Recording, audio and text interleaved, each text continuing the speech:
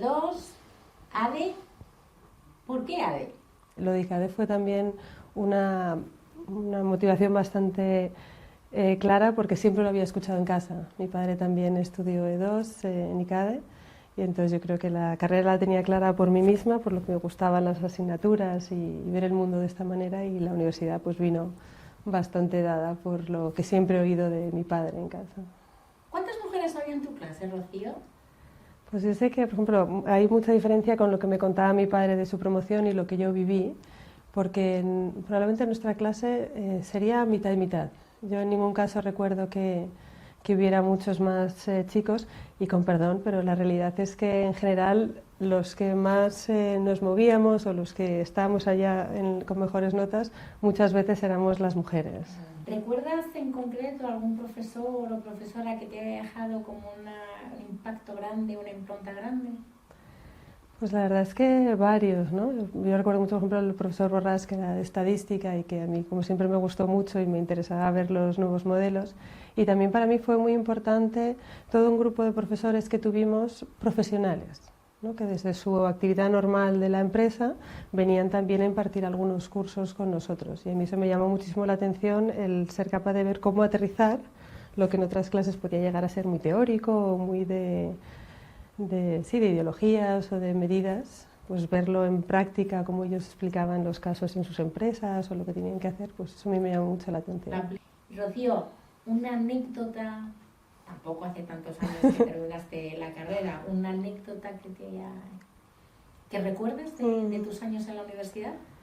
Pues la verdad es que aunque efectivamente no han sido tantos años, nuestro mundo ahora es tan completamente diferente de lo que se vive aquí, ni siquiera solo en ICADE, sino en Madrid o en España, pero sí que es verdad que pues yo recuerdo mucho que era una época de crisis, que también la gente dudaba un poco por qué seguíamos estudiando tantos modelos económicos, y luego para nosotros fue unos años de muchísimo cambio porque es cuando se introdujo el Plan Bolonia. Entonces nosotros fuimos de los últimos grupos de licenciados y a partir de ahí empezó todo el sistema de grado, muchísimo movimiento dentro de la propia universidad, se añadieron carreras nuevas. Entonces sí que lo recordamos como una época de valorar mucho lo que nosotros estábamos viendo, de la incertidumbre de cómo iban a ser los siguientes. De los últimos en hacer la reválida, entonces. Efectivamente. La famosa reválida de ICADE. Cuéntame un poco, cuando hemos estado hablando antes, me has contado que te fuiste a Wharton. O sea, que realmente debías ser de las top de la clase, porque esas oportunidades de intercambio con universidades de primer nivel como Wharton pues estaban reservadas de alguna manera a las personas con los mejores expedientes académicos. Cuéntame un poco qué supuso Wharton para ti en esos años. Pues la verdad es que para mí era un sueño cumplido, ¿no? Yo desde pequeña siempre tenía muy claro que me gustaría mucho trabajar en una ciudad grande, en empresas grandes, que estaría muy metida en finanzas. Siempre había sido un sueño muy claro y con un objetivo muy claro, y claramente conseguir entrar en Wharton pues pasaba, ¿no?, por ese camino que había preestablecido yo, que también la sociedad te anima, ¿no?, a seguir. Y para mí fue pues una realidad muy importante, un contacto con un profesorado, con una mezcla de alumnos muy, muy interesante. Pero aunque efectivamente yo igual no lo disfruté tanto como debería, o lo recuerdo así con muchos contrastes, porque en cuarto de carrera, justo antes, Wharton lo hice en mi primer semestre de quinto, y justo por irnos a Estados Unidos teníamos un verano muy largo. Y entonces en ese verano de cuarto, a través de un compañero de mi padre, conocí a la comunidad misionera de San Pablo, y allí fui con ellos a Kenia durante 2 meses, que fue además una época muy complicada en Turkana, de pues una situación de hambre por la sequía muy aguda, y la verdad es que la realidad de lo que una comunidad, por pequeñitos, no somos muchos, puede hacer por una cantidad de población tan grande en una situación tan extrema, el ver cómo cada granito de arroz, de maíz, cambia vidas, me dejó muy tocada, de forma que para cuando luego fui a Wharton, pues sí, lo disfruté mucho, estaba ahí, pero siempre con un ruido de fondo de, pues igual este no es el único camino, ¿no? Igual también se puede aplicar todo esto que estamos aprendiendo en otro contexto. Entonces, es verdad que para mí fue un poco ambivalente la situación en Wharton. Has nombrado la comunidad misionera de San Pablo Apóstol. ¿Qué es primero la comunidad misionera de San Pablo Apóstol? Y sobre todo, y lo más importante, ¿qué es para ti esa opción de vida dentro de la comunidad misionera de San Pablo Apóstol? Pues bueno, casi empezaré por la segunda, ¿no? Para mí la comunidad misionera de San Pablo Apóstol es mi hogar, es mi familia, y lo ha sido pues casi te diría que desde ese 2011, cuando fui por primera vez, sentí que ya podía ser una posible cambio de ruta, ¿no? Un cambio de dirección para mí. La Comunidad Misionera de San Pablo Apóstol es una asociación pública de fieles de la Iglesia Católica. Nuestra casa madre, curiosamente, está allí en Turkana, en Kenia. Pues justo ahora acabamos de celebrar 50 años de la fundación. Es fundada por un sacerdote español, murciano, aunque vivió una buena parte de su vida en Barcelona, y de ahí es de donde todo el grupo inicial pertenece, aunque ahora ya pues somos de muy diferentes nacionalidades, contextos. Tenemos, por ejemplo, yo en mi caso en Cocuseley, en la misión en la que yo estoy, vivimos pues 2 colombianas, una etíope, 2 kenianas y 2 españolas, que ahora queda ya casi como en la esquina, cuando al principio era el grueso, ¿no? de la comunidad.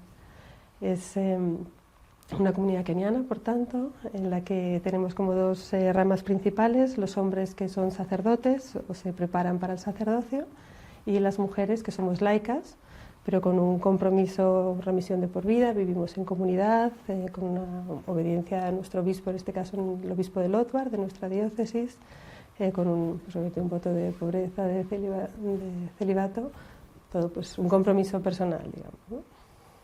¿Qué haces tú exactamente en la misión, allí en Turkana? ¿Cómo vivís? Cuéntanos un poquito cuál es tu día a día. Es una de nuestras preguntas favoritas, porque realmente es muy complicado darle contestación. Porque no, Turkana es una zona extremadamente seca, nos llueve un par de días al año si todo va bien, con unas lluvias así daríamos, bueno, pues suponíamos que llegaríamos hasta final de año, y esto pues afecta obviamente a todo el resto de aspectos, ¿no? O sea, es imposible hablar de educación cuando no tienes alimento, es imposible hablar de desarrollo, en mi caso de economía, de tiendas, de préstamos, cuando las necesidades básicas no están cubiertas, como en este caso, ¿no? O sea, la falta de agua nos lleva a una falta de alimentos muy grave. O sea, el hambre es crónica en esta zona, de alguna manera, porque la mayor parte de la gente son todavía pastores seminómadas. Las mujeres de alguna forma empiezan a asentarse, pero los hombres siguen yendo con sus animales. Entonces, pues las primeras misioneras que llegaron a Turkana como parte de la comunidad misionera de San Pablo ya eran enfermeras. Por lo tanto, empezaron llevando un dispensario, y enseguida te das cuenta que no se puede atacar un problema tan grande solo por una esquina. Eso está, creo, muy relacionado con nuestro mundo de la economía, ver cómo todo está relacionado, ¿no? Y pues se dieron cuenta de que nada servía decirle a una madre que tu hijo tiene problemas en los ojos, que le tienes que lavar más. ¿Con qué agua? Si no llueve, no hay pozos, no hay... Entonces se metieron en proyectos de agua, se metieron en proyectos de alimentación.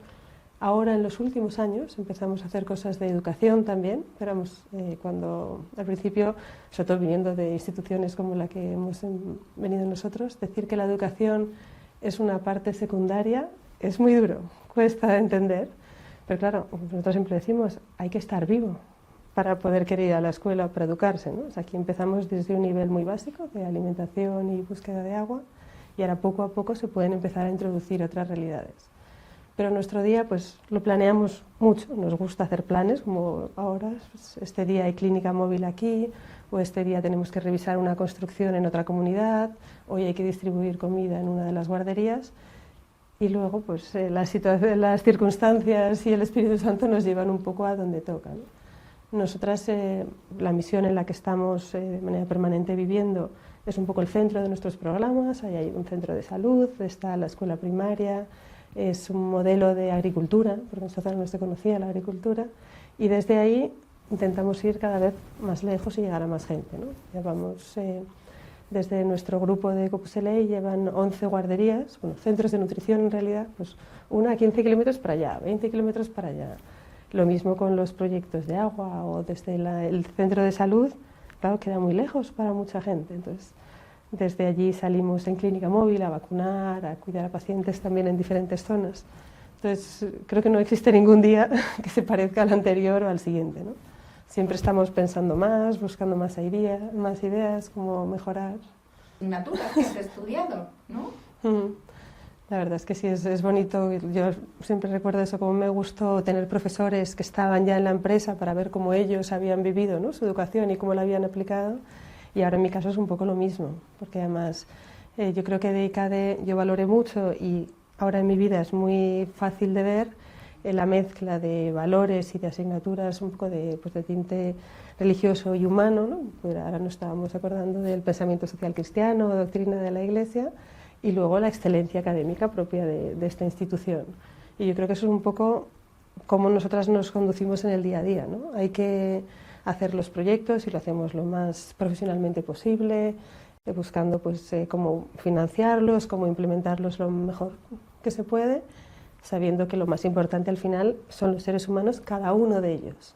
Para mí, por ejemplo, eso fue una de las cosas que me hizo quedarme, que me preguntabas antes por qué, y fue justo por un niño que estaba en un estado de desnutrición muy grave y pasábamos muchas de las tardes simplemente intentando que se comiera un poquito de arroz. Y entonces ahí es cuando te das cuenta de que a pesar de lo macro, ¿no?, de las medidas, de las teorías, al final lo importante es este niño, esta mujer que quiere sacar adelante a sus hijos o este paciente concretamente. Y yo creo que esos dos aspectos de educación formal y de educación en valores, pues igual que lo vivía en la juventud, ahora lo estamos viendo en el día a día, ¿no?, aplicando. Rocío, ¿y todo esto que nos cuentas, cómo se financia? Bueno, pues la verdad es que nosotras tenemos una base muy completa de financiación.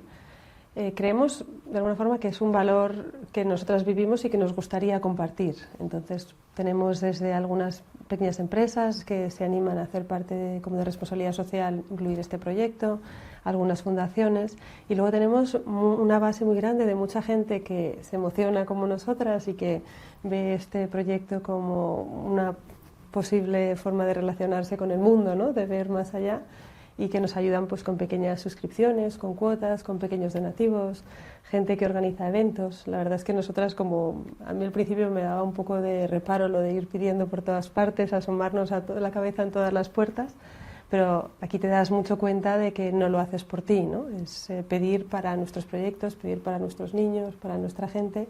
Entonces, la verdad es que no dejamos puertas sin tocar, ventanas sin asomar la cabeza, o sea, desde empresas grandes, fundaciones o gente muy concreta que con lo poquito que te puede decir, pues yo te puedo dar algo al mes, yo te puedo hacer este regalo de cumpleaños en el año, todo eso sumado hace que nuestros proyectos se vayan moviendo. Pero la verdad es que cada año es una aventura ver cómo conseguiremos sacar todo adelante, todos los sueños que tenemos y que pues todavía no hemos podido convertir en realidad. Es un proyecto bonito también, el ser capaces de volver aquí, en mi caso a Madrid, a España, y compartir cómo se mueven los proyectos, ¿no? Es una cosa que me impresionó a mí mucho al empezar este recorrido, es como muchas veces la gente, en lugar de dejar que les demos las gracias por el apoyo económico, por los consejos, el conocimiento que nos comparten, te acaban dando las gracias por poder ser parte de este proyecto, por poder conocer otra forma de vida nuestra, por un lado, y de nuestra gente, ¿no? La felicidad que tienen los Turkana a pesar de sus carencias. La parte de financiación, y además viniendo yo de ICADE, es bonita, la verdad. Es impresionante ver el entusiasmo y la alegría de los ojos de Rocío cuando habla de su misión, de sus niños en Turkana. ¿Qué le dirías, Rocío, a otras mujeres ICADE a la hora de afrontar su futuro? Pues yo creo que para mí el haber tenido la oportunidad de conocer Turkana, de haber conocido a la comunidad misionera de San Pablo Apóstol, fue una invitación o un descubrimiento de la cantidad de formas de ser feliz que existen, de la cantidad de formas en las que se puede medir el éxito, ¿no? Para nosotras, que de un grupo grande de mujeres a las que les explica por primera vez la importancia de la higiene o de cosas concretas en el embarazo, que vengan 2 o 3 a preguntar ¿y esto que has explicado? ¿Qué es? ¿Cómo lo hacemos?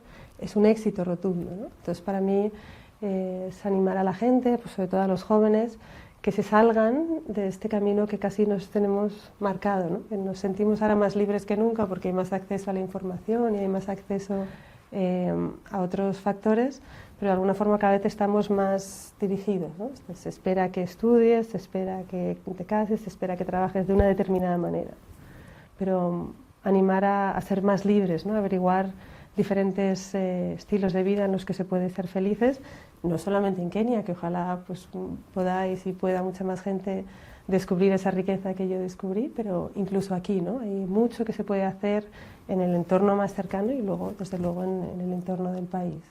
Entonces yo animaría a eso, a esa libertad de buscar tu felicidad, aunque tenga una forma un poco distinta de lo que se espera de ti, ¿no? En un momento dado. Rocío, muchas gracias por haber compartido con nosotros tu experiencia, tu vida y el cómo realmente todo lo aprendido en ICADE, de valores y de conocimientos, lo aplicas maravillosamente a un proyecto que es ilusionante, que transmites esa ilusión y esa vida por ese proyecto. Si queréis aportar al proyecto de Turkana o saber más, en la revista de la Asociación ICADE tenéis el link al proyecto de Rocío, del proyecto de la Comunidad Misionera de San Pablo, con la posibilidad, por supuesto, de aportar ese pequeño granito de arena financiero a cada uno de los proyectos. Muchas gracias.